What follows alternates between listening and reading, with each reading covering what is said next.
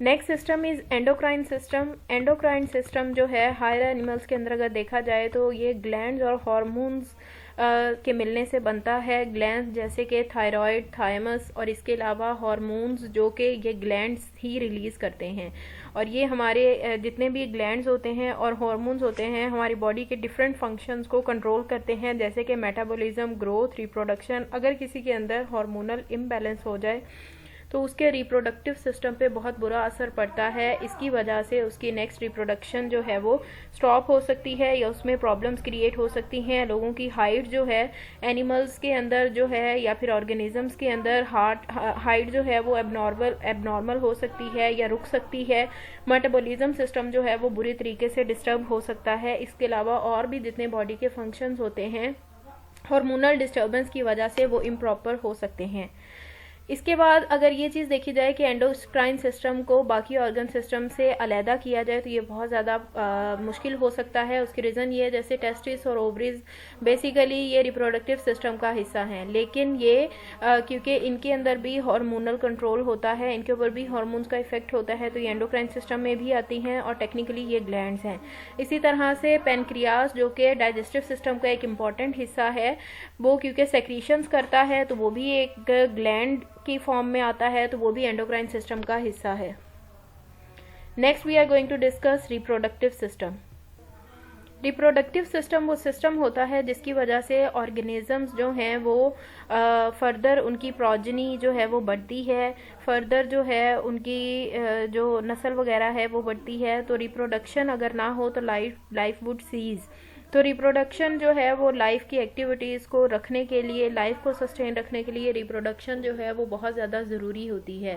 अब reproductive system जो है वो ऑफस्प्रिंग्स को क्रिएट करने के लिए जो है वो ऑर्गेनिजम्स में पाया जाता है।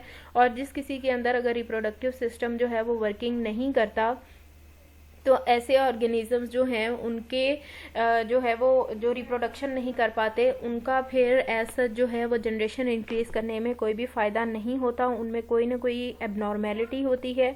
इन्वर्टिब्रेट्स के अंदर जो रिप्रोडक्टिव बिहेवियर है वो भी बहुत ज़्यादा वेरी करता है, जैसे कि फ़ीमेल्स जो हैं वो एग्स प्रोड्यूस करती हैं, मेल्स जो हैं उनके एग्स को फर्टिलाइज़ करते हैं।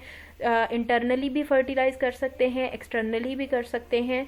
एक्सटर्नली इस तरह से कि अगर कहीं पे एग रिलीज हो गया हुआ है तो मेल का जो स्पर्म है या जो ऑर्गन है वो स्पर्म जो है वो जहाँ कहीं एग होगा वाटर के अंदर या लैंड के ऊपर उसको जाके फर्टिलाइज करेगा और इंटरनली फीमेल के साथ मेटिंग के थ्रू उसको फर्टिलाइज करेगा।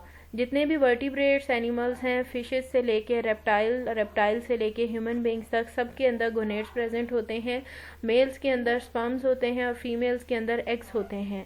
और जो मेल्स होते हैं हायर वर्टिब्रेट्स के उनके अंदर पीनसेस होती हैं, फीमेल्स के अंदर वजाइना और मिल्क सेक्रेटिंग निपल्स और वॉर्म प्रेजेंट होता है। तो ये सारे जो हैं ये सारे ऑर्गन्स मिलके इनके थ्रू मेटिंग होती है और फिर मेटिंग के बाद एग फर्टिलाइज्ड एग जो है वो जाइगोट में चेंज होता है। जाइगोट फिर फर्दर स्टेजेस पे जाते जाते मैच्योरिटी पे जाता है और फिर एक प्रॉपर पर्टिकुलर ऑर्गेनिज्म जो है उसकी फॉर्मेशन होती है। तो रिप्रोडक्टिव सिस्टम जो है वो one of the important system है। इसके बाद आता है लिम्फेटिक सिस्टम। लिम्फेटिक सिस्टम जो है वो सर्कुलेटरी सिस्टम के साथ कोऑर्डिनेट करता है। इसके अंदर लिम्फ नोड्स प्रेजेंट होते हैं और इसके अंदर जो फ्लूइड सर्कुलेट मूव करता है उसको लिम्फ कहते हैं। लिम्फ जो है वो ब्लड से मिलता जुलता होता है, सिर्फ इसके और ब्लड के अंदर एक डिफरेंस होता है कि इसके लिम्फ के अंदर रेड ब्लड सेल्स नहीं होते और वाइट ब्लड सेल्स जो हैं वो ज़्यादा होते हैं, जबकि सर्कुलेटरी सिस्टम के अंदर रेड ब्लड सेल्स भी प्रेजेंट होते हैं। लिम्फेटिक सिस्टम जो है वो सिर्फ हायर वर्टिब्रेट्स के अंदर प्रेजेंट होता है और इसके दो मेन फंक्शंस होते हैं। ये जितना भी सर्कुलेटरी सिस्टम होता है उसमें ये मेक श्योर करता है कि प्लाज्मा कंटेंट जो है ब्लड का वो मेंटेन रहे और इसके अलावा इम्यून सिस्टम को ये मेंटेन करता है। इम्यून सिस्टम वो सिस्टम होता है जो कि बॉडी को बीमारियों से, एक्सटर्नल हार्म से, जर्म से, हर चीज़ से बचाता है। तो अगर किसी ऑर्गेनिज्म का इम्यून सिस्टम जो है वो वीक होता है तो वो उतना ही ज़्यादा बीमार होता है, उसमें उतने ही ज़्यादा इन्फेक्शंस होते हैं। और जिसका इम्यून सिस्टम जितना ज़्यादा स्ट्रांग होता है उसकी वर्किंग कैपेसिटी जो है वो उतनी ही ज़्यादा अच्छी होती है। लोअर वर्टिब्रेट्स और इनवर्टिब्रेट्स के अंदर ब्लड और लिम्फ जो है वो बहुत ज़्यादा जो वो ज़्यादातर कंबाइन ही फॉर्म में होते हैं। उनको सेपरेट आउट करना इतना ज़्यादा जो है, उनको इतने ज़्यादा वो सेपरेट आउट नहीं होते क्योंकि उनकी बॉडी जो है वो सिंपल ऑर्गेनाइजेशन में होती है, तो उनमें बहुत ज़्यादा डिफ्रेंसिएशन पाई नहीं जाती। नेक्स्ट आते हैं मस्कुलर सिस्टम। मस्कुलर सिस्टम वो सिस्टम होता है जो कि बॉडी को मूव करने में, बॉडी की मूवमेंट को कंट्रोल करता है, मूवमेंट में हेल्प आउट करता है। इसके 3 मेन कंपोनेंट हैं। पहला है स्केलेटल मसल, जिसके अंदर जो कि हायर वर्टिब्रेट्स को हेल्प आउट करता है वॉक करने में, रन, स्विमिंग और दूसरी ऑब्जेक्ट्स को ग्रैस्प करने में, पकड़ने में, शिकार करने में, मारने में, अटैक करने में। तो इन सारी चीज़ों को जो मेंटेन करता है उस सिस्टम को स्केलेटल मसल सिस्टम कहा जाता है। नेक्स्ट आ जाते हैं स्मूथ मसल्स, जिसके अंदर ब्रीथिंग और डाइजेशन जो है वो आ जाती है, और ये हमारे कॉन्शियस कंट्रोल के अंदर नहीं होते। जैसे हम अपनी मर्जी से, ये इनवॉलेंट्री एक्शंस होते हैं, जैसे हम अपनी मर्जी से अपना सांस नहीं रोक के रख सकते। अगर हम रोकेंगे तो अल्टीमेटली एक टाइम के बाद जो है वो डेथ हो जाती है। इसी तरह डाइजेशन भी है, वो हम अपनी मर्जी से उसको पकड़ के कंट्रोल नहीं कर सकते। तो ऐसे एक्शंस जो कि हम कॉन्शियसली कंट्रोल नहीं कर सकते वो स्मूथ मसल्स के अंडर आते हैं। दूसरे आते हैं कार्डियक और हार्ट मसल, जो कि सर्कुलेटरी सिस्टम की हेल्प से चलते हैं। जैसे हमारा हार्ट वगैरह है, उसको ब्लड सप्लाई मिलती है तो वो प्रॉपरली काम करता रहता है, और अगर उसको प्रॉपरली ब्लड सप्लाई वगैरह नहीं मिले तो हमारा हार्ट जो है वो, हमारे मसल जो हैं वो काम करना छोड़ जाते हैं। इसी तरह कुछ इनवर्टिब्रेट एनिमल जैसे कि स्पॉन्जिस वगैरह, इनके अंदर कम्प्लीटली मसल टिश्यूज जो हैं वो प्रेजेंट नहीं होते, बट स्टिल वो मूव करते हैं, और उनके अंदर जो है वो कंट्रैक्शन एपिथेलियल सेल्स की होती है, जिसकी वजह से उनकी बॉडी जो है वो सस्टेन कर पाती है। इसी तरह ह्यूमंस के अंदर भी मस्कुलर सिस्टम प्रेजेंट होता है, जिसकी वजह से वो वॉक कर सकते हैं और बाकी एक्टिविटीज़ परफॉर्म कर सकते हैं। नेक्स्ट आता है इम्यून सिस्टम। इम्यून सिस्टम जैसे कि पहले भी मैंने आपको बताया है, ऐसा सिस्टम होता है जो कि बॉडी को बचाता है डिफरेंट हार्म से। कोई भी फॉरेन पार्टिकल अगर बॉडी में आ जाता है, फॉरेन पार्टिकल मतलब जो बॉडी का हिस्सा नहीं आता, बाहर से बॉडी के अंदर एंटर होता है। अब उसके अंदर जो है वो डिजीज कॉजिंग ऑर्गेनिज्म हो सकते हैं, बैक्टीरिया हो सकता है, वायरसेस हो सकते हैं, पैरासाइट्स हो सकते हैं, जो कि बॉडी को किसी न किसी तरह का नुकसान पहुंचाते हैं। तो कोई भी ऐसा पार्टिकल जो कि जो है बहुत ही बॉडी के लिए हार्मफुल किस्म का हो, जब वो बॉडी के अंदर एंटर हो जाता है तो ऑटोमेटिकली हमारा इम्यून सिस्टम जो है वो एक्टिव हो जाता है। इम्यून सिस्टम क्या करता है, जब वो एक्टिव होता है तो वो अपने अंदर से एंटीबॉडीज को रिलीज करने लग जाता है। अब जो एंटीबॉडीज होती हैं वो जो भी हार्मफुल मटेरियल होता है उस पर अटैक करती हैं, उसको डिस्ट्रॉय कर देती हैं और बॉडी को उस चीज़ के हार्म से बचा लेती हैं।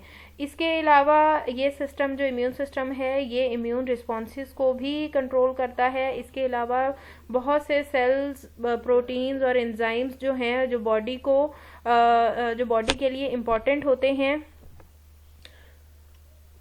उनका भी ये ध्यान रखता है कि वो प्रॉपरली फंक्शनिंग शो करें। और अगर इटसेल्फ बॉडी के अंदर जो पार्ट, जैसे कि अगर कोई सेल वगैरह उसका इंपॉर्टेंट फंक्शन है और अब वो बॉडी के लिए इंपॉर्टेंट नहीं रहा, या जैसे कि सेल बॉडी के अंदर जो रॉन आउट किस्म के सेल्स वगैरह होते हैं, या फिर जो ओल्ड ऑर्गेनेलिस होती हैं, माइटोकॉन्ड्रिया वगैरह, उन सबको भी ख़त्म करने का जो सारा जिम्मा होता है वो इम्यून सिस्टम का ही होता है।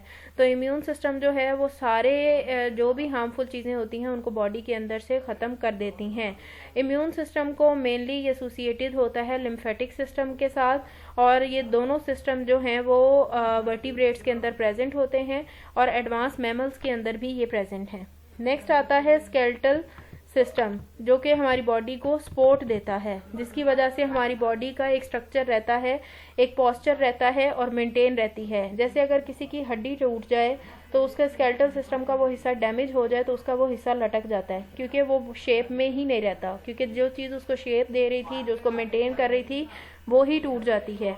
तो हायर एनिमल्स के अंदर ट्रिलियंस ऑफ सेल्स प्रेजेंट होते हैं जो कि उनकी बॉडी की इंटेग्रिटी को मेंटेन रखती हैं, उनके पोस्चर को मेंटेन रखती है और उनको एक स्ट्रक्चर में रखती हैं। बहुत से इनवर्टिब्रेट एनिमल्स जो हैं उनके अंदर बॉडी कवरिंग प्रेजेंट होती है, जैसे काइटन, और भी इसके अलावा टफ प्रोटीन के केसेस प्रेजेंट होते हैं जिनको एक्सोस्केलेटन कहा जाता है।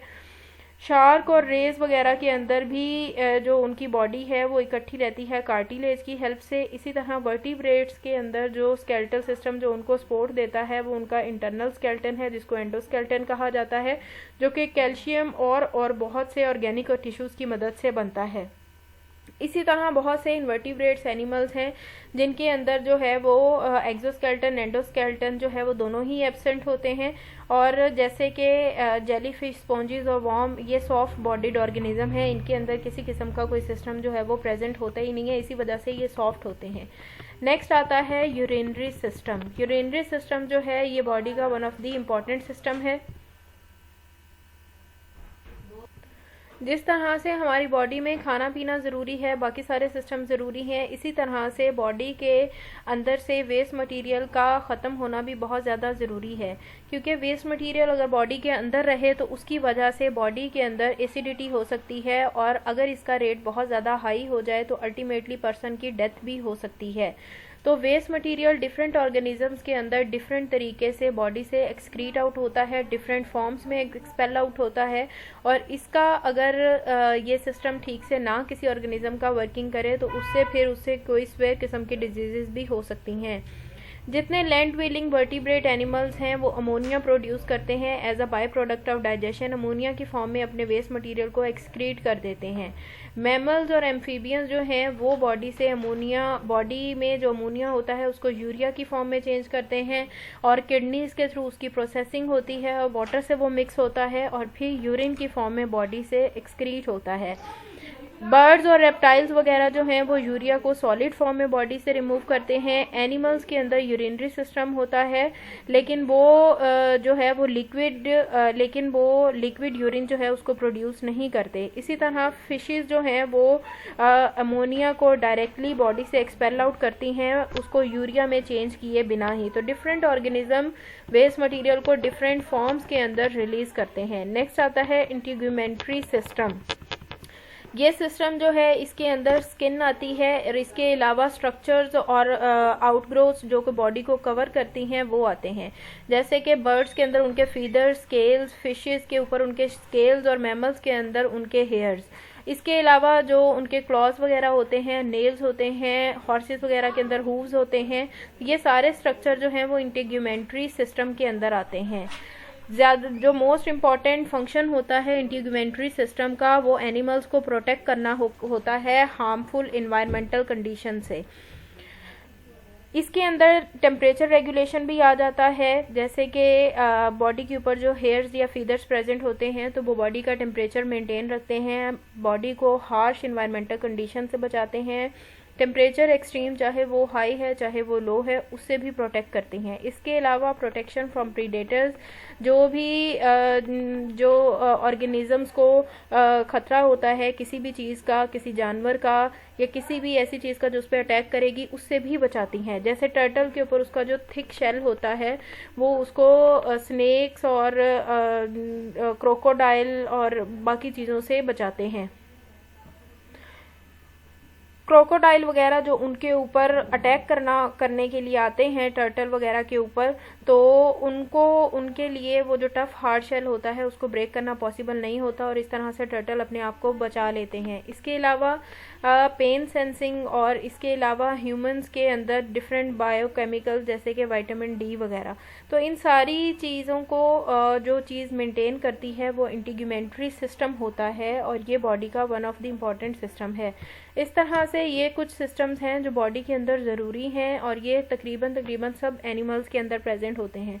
अब ये सारे ऑर्गन सिस्टम जो है वो वेल कोऑर्डिनेटेड फॉर्म में काम करते हैं, तो एक प्रॉपर ऑर्गेनिज्म जो है उसकी फॉर्मेशन होती है। तो ऑर्गन सिस्टम के अंदर आपने ये सारा जो है वो लिखना है।